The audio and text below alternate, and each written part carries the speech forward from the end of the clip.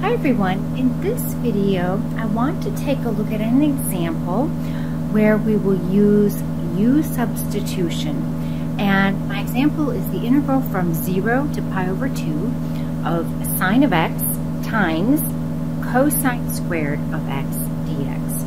Now this is a good place to use U-substitution because I have a chain rule.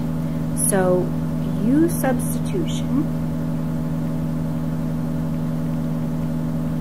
is good to use when you have function composition or a chain rule sort of situation.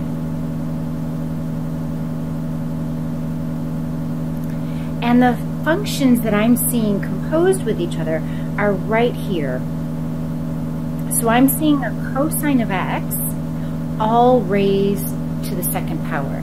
So I'm going to let u equal cosine of x. And there's my function composition because essentially I've got u squared or cosine of x squared. So it's a function of a function. All right. Now, once I choose u, I can differentiate and find du dx. So the derivative of cosine would be negative sine x. And what this tells me is that I've got a replacement for cosine of x, but I need to figure out a replacement for the sine x and the dx. So if I look at what I have so far, du dx equals negative sine x, what this tells me is that du equals negative sine x dx, and that's kind of useful because I have a sine x dx in my problem, but I don't have the negative. So let's move that negative over to the other side. I'm going to divide both sides here by a negative 1. So on the left-hand side, I've got a negative du equals sine x dx. So now I can substitute in my integral. So let's come over here. Instead of the integral of, I'm going to just change the order, cosine squared x sine x dx, what I have is the integral of u squared times negative 1 du.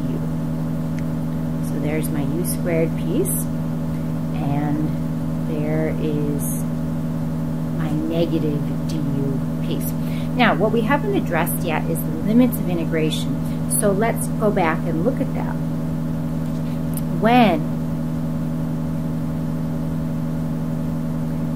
x equals 0, that was my lower limit of integration. When x equals 0, u equals cosine of 0. And what is cosine of 0? Well, that's equal to 1. So that's my lower limit of integration. And just to emphasize that in the variable u, I'm going to label it u equals 1. Now, my upper limit of integration was x equals pi over 2.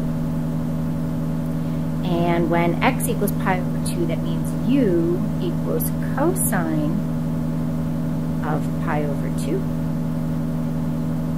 And that's equal to 0. So my upper limit of integration over here is u equals 0.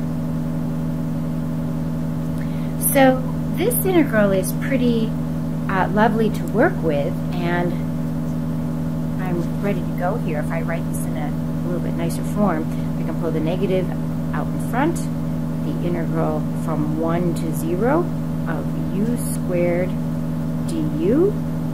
We know that's going to be negative 1/3 u cubed. There's my power rule. And I'm going to evaluate that from 1 to 0. Okay, so let's plug in. Negative is out in front. My upper limit of integration is going to be 0, so I've got 1/3 times u cubed, or 0 cubed, minus, substituting in my lower limit, I've got 1/3 times 1 cubed. And if I work this out, I'm going to have a negative out in front. 0 minus 1/3, or just a 1/3 as my final answer.